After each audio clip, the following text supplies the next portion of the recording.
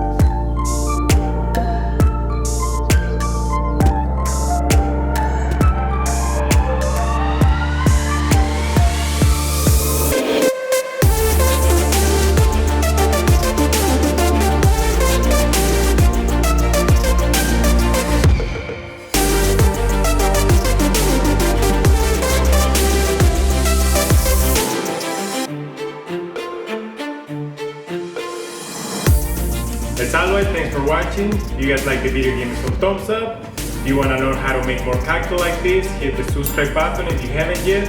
And until the next one, cheers!